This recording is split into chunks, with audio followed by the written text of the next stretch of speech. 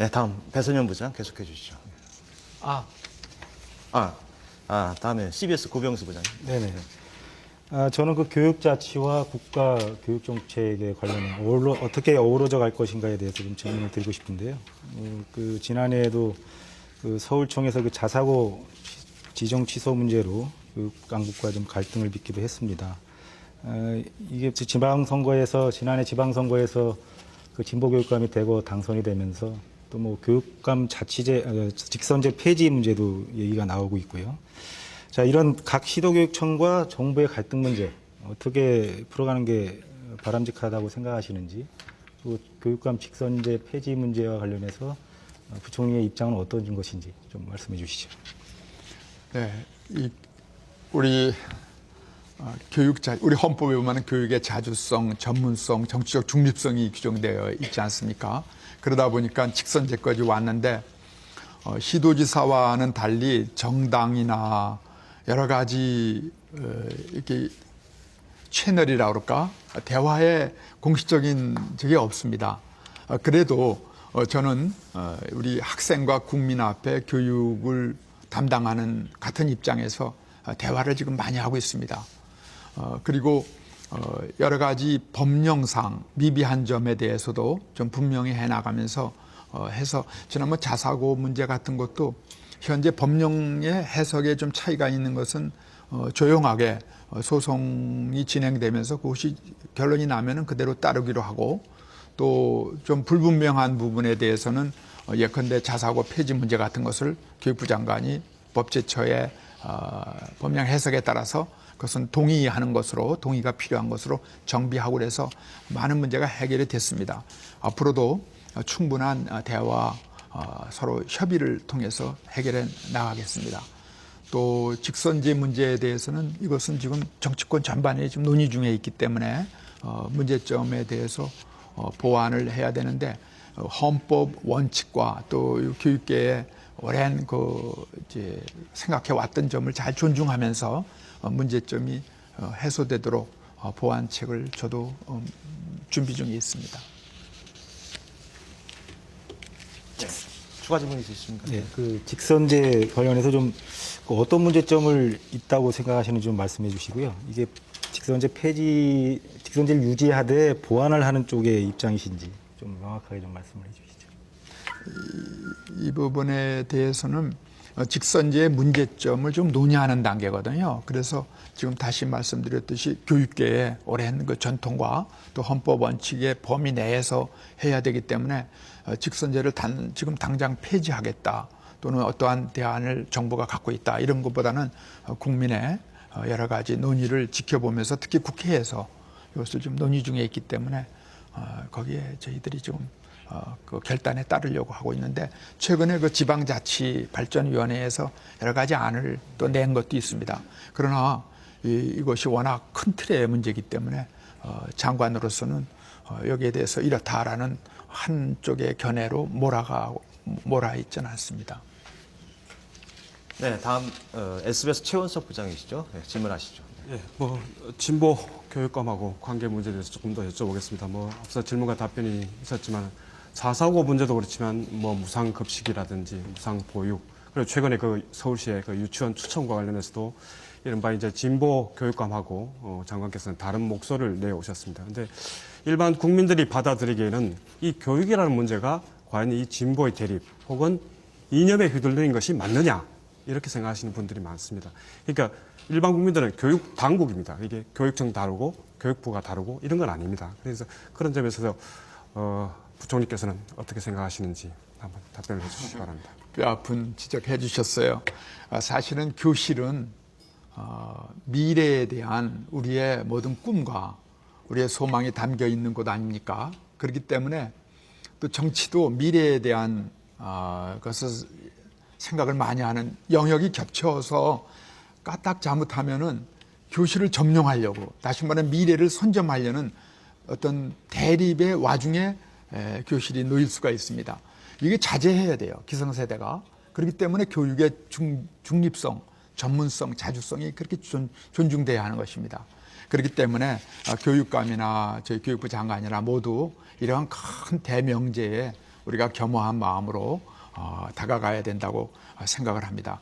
그래서 지금 우리 교육감이 직선제를 하고서는 그 끈이 굉장히 약해져 있어요. 사실 교육부 장관과 교육감과도 예산도 총액으로 그대로 넘어가고 또 정책도 사실은 굉장히 자주적으로 교육청에 돼 있거든요. 그래서 그러한 부분에 대해서는 협의와 협조라는 그러한 원론적인 데 같이 다시 함께 나가야 되고 특히 후대에 대한 겸허하고 두려운 마음으로 서로 잘 존중하면서 해야 된다. 제가 장관이 되고서는 장관은 교육감 존중하겠다. 교육감들께서는 교장을 꼭 존중해달라.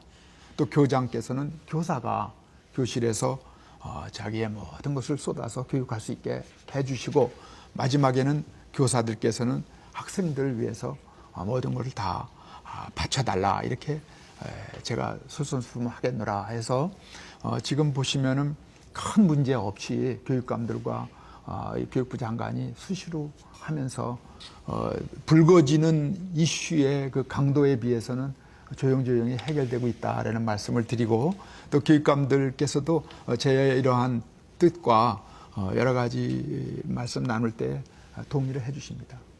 네, 추가 질문 계신 것 같은데요. 네. 좋은 의미로 받아들이겠습니다. 받아들이는데 결국은 이제 자사고 문제도 결국 이제 소송을 하시지 않았습니까? 법과 권한쟁의, 뭐 소송 이런 것도 중요하지만 이 사람이 만나서 이게 의논을 해야 되는 거고 정책이라는 것은 장점도 있고 단점이 있는 거 아니겠습니까? 그래서 진보가 다르고 뭐 보수가 다르고 있지 않을 거라고 생각하는데 그러면 아까 말씀하신 대로 이렇게 이제 교육감과 이제 협의를 늘려가겠다고 말씀하셨는데 올해 그 조희영 교육감하고 이재정 교육감하고 올해 몇 번쯤 만나실 계획이십니까? 사실은 수시로 전화도 하고, 네, 또 밥도 같이 먹고 제가 아주 가까이 많은 얘기를 나눕니다. 근데 이 소송 건 거는 이제 우리 서울교육청에서 이것이 당신들로서는 한번 결론을 내고 싶다 그래서 그러면은 조용하게 소송을 하되 자사고의 현재로서는 자사고의 여러 가지 운영에는 지장이 없도록 하자 그러는데 전제를 하고서 그렇게 하고 있으니까 아마 조만간에 소송이 끝나면 그것도 매듭이 져질 것입니다. 올해는 뭐 교육부와 교육청이 이렇게 마찰이 있거나 이런 일은 없다고 보면 되는 겁니까? 네, 없기를 바라고 네, 또 제가 더 노력을 하겠습니다. 네, 다음 질문으로 넘어가겠습니다. YTN 최재민 부장. 네, 좀 껄끄러운 질문 하나 좀 드리겠습니다. 국정 초등 역사 교과서 사회 교과서 실험본 무더기 오류 논란이 얼마 작년 연말에 일었었는데요. 한 페이지의 평균 두 개에서 모두 한 350개의 오류가 발견됐다고 이제 이런 주장이 있습니다. 제가 살펴보니까 이런 표현입니다. 을사 조약을 성공적으로 마무리한 이토 히로부미 그리고 일제 의병 대토벌 이런 표현은 일본 역사 교과서에서나 이제 볼 수 있는 표현인데 이런 교과서를 전국 16개 초등학교 5학년 학생 2,000명이 이미 수업을 받았습니다. 이 책을 가지고 개선책은 무엇인지 듣고 싶습니다. 지금 이 교과서 초등 교과서가 좀 역사가 국정 아니겠어요? 근데 오류 이때는 지적이 나왔습니다.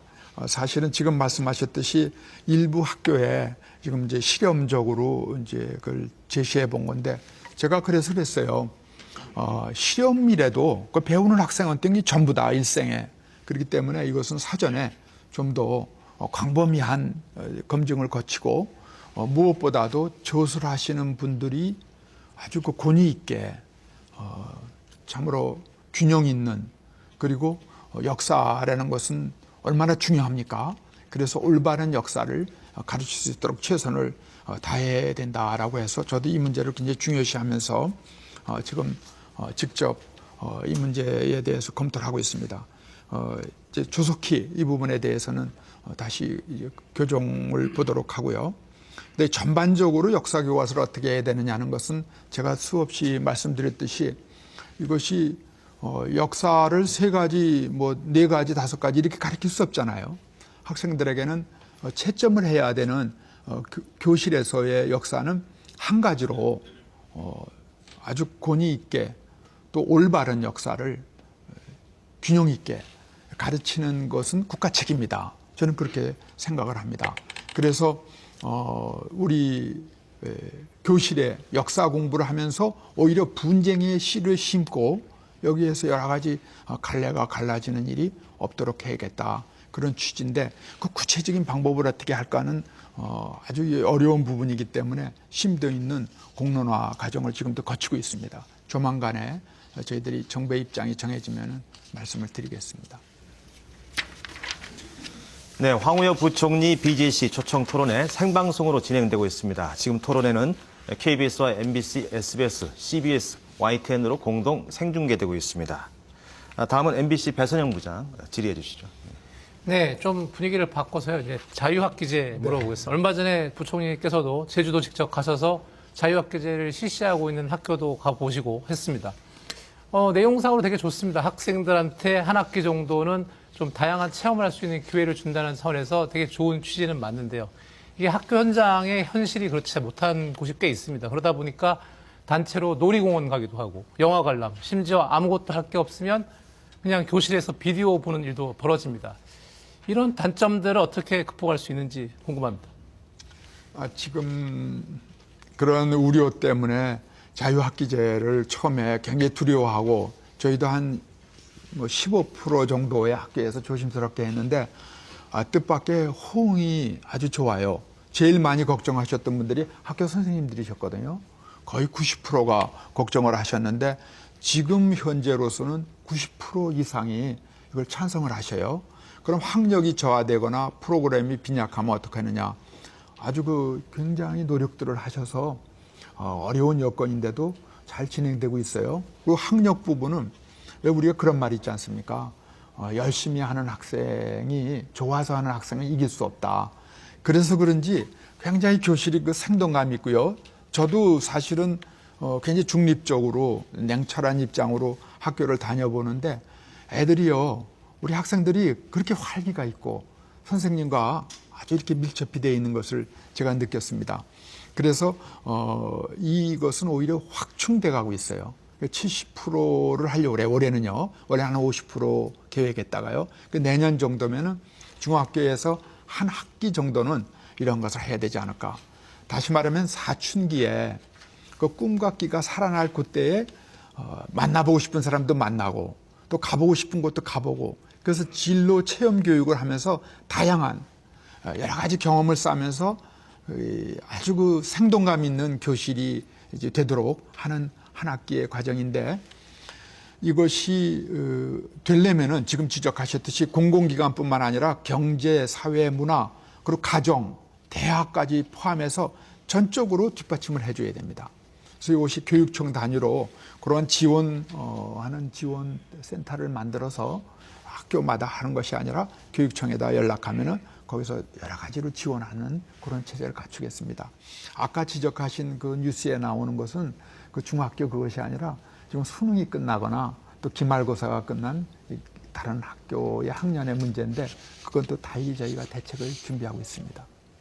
근데 또 좀 보면은 이 학교는 자유학기제 하는데 바로 옆에 있는 학교는 또 안 하고 이러면 아니 우리는 한 학기 동안 우리 애가 공부를 못 한다. 이런 일이 이제 벌어지거든요. 하면은 일시에 그냥 다 해야 어떻게 보면 공평하게 느껴질 수 있거든요. 네네. 어떻게 보십니까? 그래서 이제 그러나 그렇게 한꺼번에는 안 되지 않습니까? 교육이라는 게 워낙 신중해야 되기 때문에 원하는 학교부터 했는데 내년에는 이제 전 학교가 되도록 되어 있고요. 절대로 자유학기제가 교과 과정을 안 하는 게 아닙니다. 교과 과정을 하는데 그 방법을 점수와 성과에 매달리지 않고 충분히 할 수 있도록 한번 그 기간을 두는 것이죠. 그래서 사춘기 때 그 장래를 다 꼽힐 수 있는 싹을 담임 선생님들이 알아보는 거예요.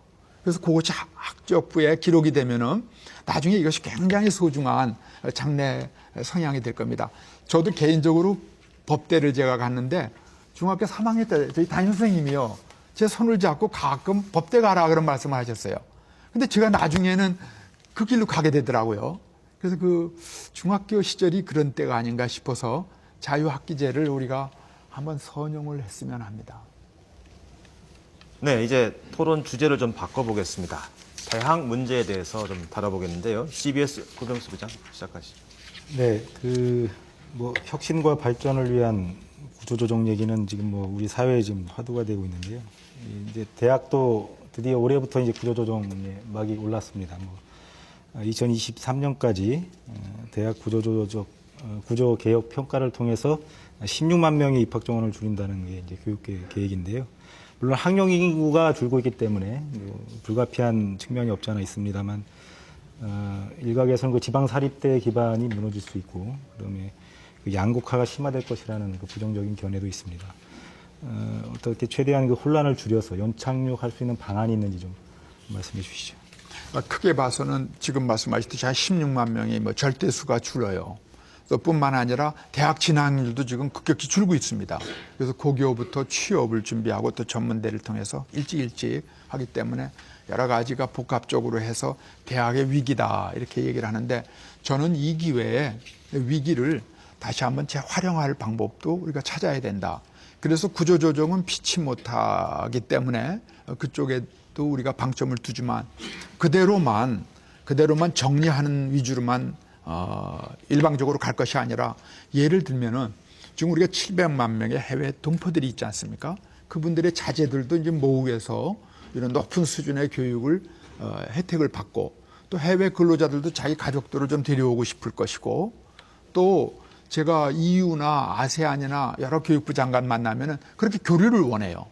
그러면 우리가 대한민국 대학이 대한민국 자라나는 그 젊은 학생들만을 위한 것이 아니라 문을 좀 열자. 그래서 우리가 이제는 이 기회를 이제 비로소 여유가 생겼으니까 이것을 개방하고 인류에 공헌하는 대학으로 한번 차원을 바꿔볼 수는 없을까. 더더군다나 대학 교육과 지금 일반 산업체의 그 수요와 미스매칭이 굉장히 커요.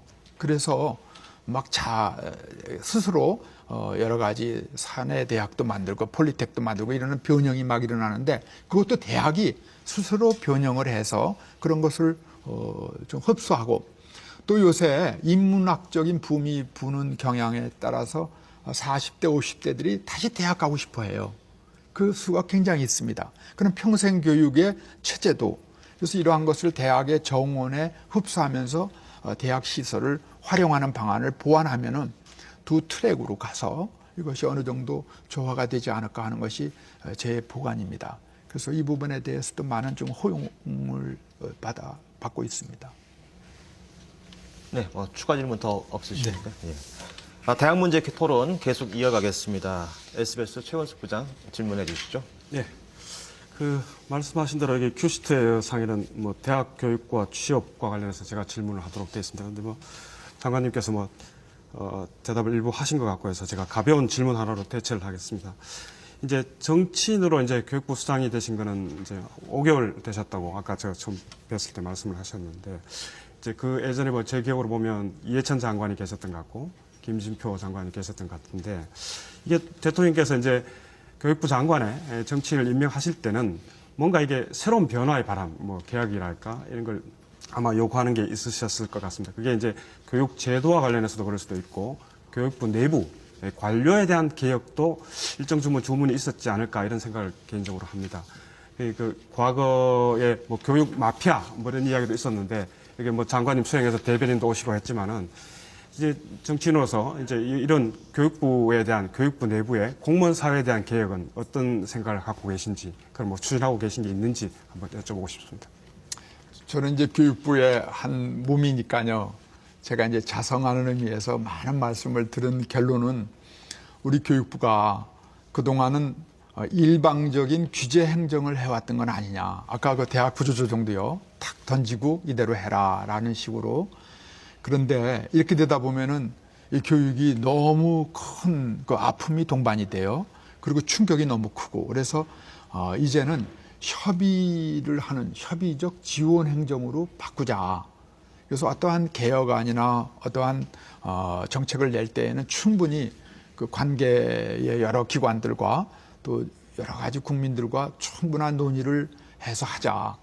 그리고 절대로 일방적으로 하고 단속이나 이렇게 규제를 생각하기보다는 어떻게 하면 그것을 이 어려운 문제를 풀어내고 풀려나갈까 하는 점에서 하자라는 아주 저희들이 여러 얘기를 하고 있습니다.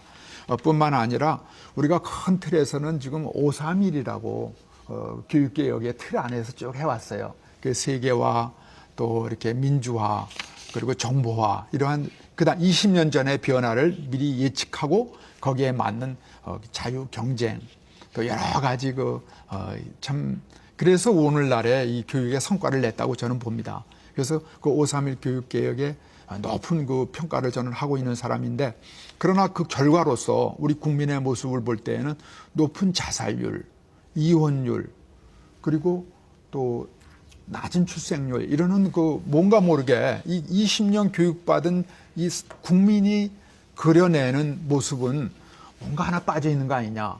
우리가 이제 30, 50 클럽에 들어갈 정도로 놀라운 비약적 발전한 그 희생적인 어떤 면이 있는 건 아니냐. 그래서 이제 국민 행복 교육이라는 말로 우리가 이제 화두를 바꾸고 그래서 올해 정도는 이것을 한번 점검하고 새로운 앞으로 20, 30년의 교육의 틀을 다시 한번 짜보고 거기 창의라든지 또 행복이라든지 이러한 그동안에 우리가 혹시 놓칠지 모르는 또 그리고 부모 공경이라든지 나라 사랑이라든지 이런 인성면을 강조하고 또 지금 말씀하셨듯이 큰 미스매칭이 있는 이 취업 전선도 어떻게 좀 조화되게 할 수 없을까 이런 부분에서 큰 틀을 짜고 있다는 말씀을 드립니다. 네, 시간이 좀 많이 흐르고 있는데요. 다음 질문 YTN 최재민 부장 해주시죠. 네, 그 부총리께서는 그 교육부가 국민들로부터 얼마나 신뢰를 받고 있다라고 몇 점 정도 주시겠습니까? 그 질문의 뜻을 제가 알겠습니다. 노력하겠습니다. 네, 그래도 점수를 한번. 제가 절대평가를 하지 요새 상대평가를 좀 지향하자 그러는데 많이 부족한데 또 그러나 우리 다시 말씀드려서 우리 선생님들의 이번에도 세월호 때 얼마나 많은 선생님들이 희생됐습니까? 선생님들의 그 충정만큼은 우리가 훼손이 안 되도록 하고 혹시 누가 된다면은 저희 신뢰받지 못했던 교육 행정가들 저희들이 부족했던 것이지 교사의 권위와 그 충정에 대해서는 우리 국민들께서 절대로 그건 의심하지 않아 주셨으면 하고 오히려 교사의 사기나 우리 선생님들의 여러 가지 여건을 좀 올려드리려고 저희들이 몸부림을 치고 있습니다. 그래서 그 어떤 정책이든지 간에 그 국민들한테 신뢰를 이제 받는 게 가장 중요한데요. 그래서 대표적인 예가 그 특목고, 자사고 문제도 그렇고 실업계를 졸업하고 대기업에 취업을 하는 그런 이제 뭐 하겠다라는 정책도 지난 정부에서 이제 반짝하고만 것 중에 하나인데 교육 정책 그 신뢰하다라고 느낄 수 있을 국민들이 느낄 수 있을 정도의 어떤 계획을 갖고 계신지 듣고 싶습니다. 지금 제일 걱정이 저도 깜짝 놀랐는데 선생님 되는 비율이 16대 1이라는 거예요. 그러면은 100명의 선생님을 위해서 1600명이 기다리고 있다는 겁니다. 그리고 우리가 흔히 얘기하듯이 독일의 도고 전문하는 학과보다 우리가 훨씬 많다는 거 아니겠어요? 이런 식으로 대학이 막 학생들이 막 밀려올 때에 그 학사 여러 가지 그 제정하고 이렇게 배분했던 거와 지금 현실이 너무 안 맞기 때문에 이 큰 덩어리에서 교육 수요와 교육 공급과의